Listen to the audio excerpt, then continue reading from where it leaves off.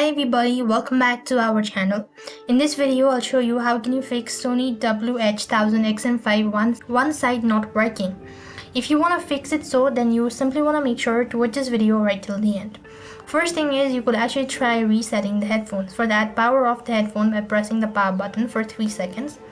Then you want to press and hold the power and NC button together for 7 seconds or until you see the LED flash. Then you want to reconnect the headphones to your device. You could use the included AUX cable to connect the headphone to your PC or another device within the 3.5mm jack. And if both side works with the cable, it's likely the Bluetooth or software issue within your device. If the problem persists on even with the cable, it's most likely the hardware issue. So what you could do is you could check the audio balance and noise suppressions.